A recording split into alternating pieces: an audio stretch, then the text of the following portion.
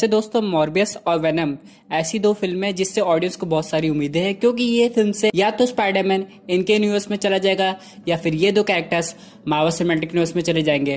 तो आज के इस वीडियो में हम लोग बात करेंगे कि वेनम 2 की स्टोरी क्या होगी। ये जो स्टोरी है ये फैन मेड भी हो सकती है, क्योंकि जो स्टोरी की जो कंक्लूजन है, जो मेन पॉइंट्स है वो अलग अलग सोर्सेज से आए हुए हैं। इसमें कैसे मॉर्बियस भी इंट्रोड्यूस होगा ये दिखाया जाएगा और स्पाइडरमैन कैसे एक पर्टिकुलर सीन में आते हैं ये भी एक्सप्लेन किया जाएगा। तो दोस्तों कंप्लीट वीडियो स्टार्ट करने से पहले आप लोग कर दीजिए वीडियो को लाइक और कमेंट कीजिए वेनम 2। साथ ही साथ जो लोग मेरे चैनल पर नए आए हैं वो हमारे चैनल को सब्सक्राइब करके हमारी कॉमिक बुक टॉक्स फैमिली का हिस्सा बन जाइए। अब सबसे इंपॉर्टेंट क्वेश्चन ये है कि यहाँ पे जो स्टार्टिंग का सीन आता है जब एडी ब्रॉक पीटर कैसिडी जो कि कार्नेज का होस्ट रहता है उससे मिलने जाता है। अब बहुत से लोग को लग रहा था कि इसके अंदर पहले से एक कार्नेज वाला सिम्बियोट रखा हुआ है, लेकिन ऐसा हुआ नहीं था। जब तक वो जेल में था तब तक उसके पास कोई भी सिम्बियोट अटैच नहीं हुआ था। यहाँ पे उसका एग्जीक्यूशन भी होने वाला था और उसी जेल में हम लोग क्या देखते हैं, हम लोग उस जेल में देखते हैं मॉर्बियस को, वल्चर को और स्कॉर्पियन को। अब यहाँ पे जो मॉर्बियस है ये सोनी यूनिवर्स का कैरेक्टर है। अब ये जेल में कैसे आया ये तो मॉर्बियस मूवी में पता चलेगा और इसीलिए ये जो मॉर्बियस मूवी है ये वेनम 2 के पहले आ रही है। अब यहाँ पे मॉर्बियस मिलता है स्कॉर्पियन से, वल्चर से। ये लोग आपस में प्लान में आते हैं कि जेल से भाग कैसे जाए। वल्चर बोलता है मैं तुम्हारी जेल से भागने में मदद करूंगा, लेकिन आगे जाके तुमको मेरी मदद करनी पड़ेगी। और इस पे मॉर्बियस मान जाता है क्योंकि वो बहुत पहले से परेशान रहता है। अब ये लोग प्लान बनाने के लिए ये करते हैं कि लोग जेल में अफरा तफरी क्रिएट करते हैं ताकि लोग इधर से उधर हो जाए, इन लोग को भागने का मौका मिल जाए। अब वैसे ही कुछ होता है, लेकिन इस अफरा तफरी में कैसिडी भी भाग जाते हैं। यानी मॉर्बियस ने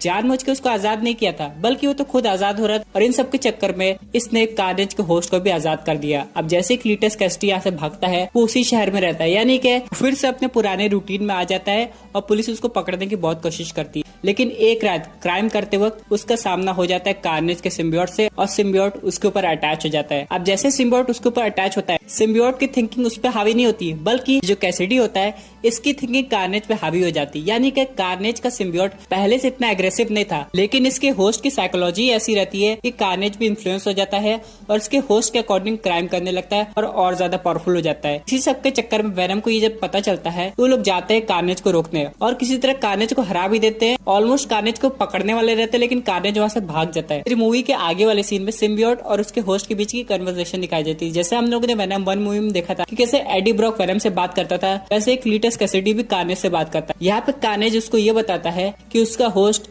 काफी ज्यादा पावरफुल है। यहाँ पे बात हो रही है एडी ब्रॉक की। उसके बाद बोलता है कि हम लोग उसको हरा नहीं सकते, हम लोग को और पावर चाहिए। तो क्लीटस कैसिडी बोलता है ये कैसे पॉसिबल होगा। कार्नेज बोलता है मेरे पास एक प्लान है। यहाँ पे कार्नेज ये रिवील करता है कि अभी भी अर्थ पे ऐसे बहुत सारे सिम्बियोट्स है, अगर उनको वो कंज्यूम कर ले तो उनकी पावर्स उसमें आ जाएगी। यानी कि एक सिम्बियोट जब दूसरे सिम्बियोट के ऊपर हावी हो जाएगा या कि उसको ऑलमोस्ट खा लेगा तो वो और ज्यादा ताकतवर बन जाएगा। इससे वो वेनम को हरा पाएंगे और फिर वेनम को भी कंज्यूम कर लेंगे और सबसे ज्यादा पावरफुल बन जाएंगे ताकि वो अर्थ को कॉन्कर कर सके। तो इसी से रिलेटेड एक सीन हम लोग को देखने को मिला था वेनम 1 मूवी में, जब यहाँ पे वेनम और रायट के बीच में फाइट हो रही थी। तो यहाँ पे रायट ऑलमोस्ट एडी ब्रॉक को वेनम से अलग करके वेनम को कंज्यूम करने वाला था, लेकिन एडी ब्रॉक ने वेनम के साथ फिर से फ्यूज होकर वेनम को बचा लिया था। उसी तरह कार्नेज का भी यही प्लान है। लेकिन फिर अगला सीन ये दिखाया जाता है कि रायट अभी भी जिंदा है और किसी तरह वो कार्नेज के पास पहुंच जाता है। कार्नेज रायट को देख के काफी ज्यादा खुश होता है, सोचता है कि अगर उसने रायट को कंज्यूम कर लिया तो वो और ज्यादा पावरफुल हो जाएगा। लेकिन यहाँ पे क्लीटस कैसिडी मना करता है, बोलता है कि अभी रायट हमारे काम आ सकता है, हम दोनों जब एक साथ लड़ेंगे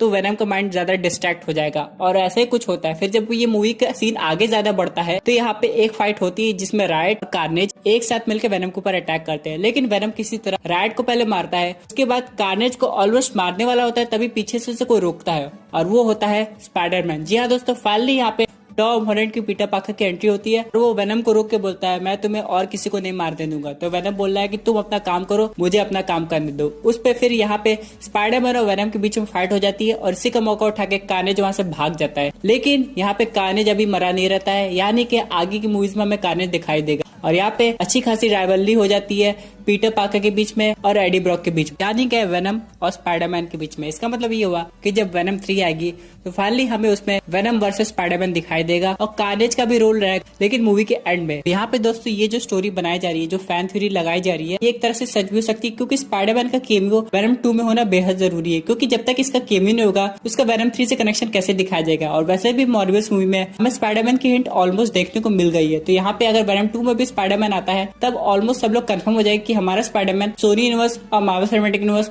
दोनों में काम करेगा। साथ ही साथ अगर स्पाइडरमैन इनटू स्पाइडरवर्स मूवी बनानी है, ये एकदम परफेक्ट टाइमिंग है स्पाइडरमैन को वेनम के साथ दिखाने की। हो सकता है स्टार्टिंग में ये लोग थोड़ा एनिमी की तरह बिहेव करे, एक दो फाइट सीन हो, लेकिन बाद में जब स्पाइडरमैन को कार्नेज की असलियत पता चलेगी तो ये वेनम के साथ टीम अप जरूर करेगा। और रही बात मॉर्बियस की, उसका रोल सिर्फ मूवी के स्टार्टिंग में, लेकिन जब हम लोग उसकी एक्चुअल सोलो फिल्म देखेंगे तो हम लोग समझ जाएंगे कि उसकी मूवी में किस किस कैरेक्टर का हिट मिलता है। क्योंकि अगर सोनी को अपना यूनिवर्स और ज्यादा स्ट्रॉन्ग बनाना है तो कभी न कभी एक फाइट सीक्वेंस जरूर होना चाहिए मॉर्बियस का भी और वेनम का भी। यहाँ पे अगर वेनम जाता है मॉर्बियस को रोकने तो मॉर्बियस कैसे वेनम को अटैक करता है और क्या एडी ब्रॉक मॉर्बियस की हेल्प कर सकता है उसका क्योर खोजने में, ये सब देखना काफी ज्यादा इंटरेस्टिंग होगा। दोस्तों ये थी कुछ अमेजिंग अपडेट जो कि रिलेटेड थी वेनम 2 और बाकी सुपर हीरोज डिटेल। बाकी क्या व्यूज है इस पर्टिकुलर टॉपिक पे अपने व्यूज जरूर कमेंट कीजिए। और अगर आप ऐसे unique super hero content enjoy करना चाहते हैं तो हमारे चैनल को सब्सक्राइब करके हमारी कॉमिक बुक टॉक्स फैमिली का हिस्सा बन जाइए। Thank you for watching.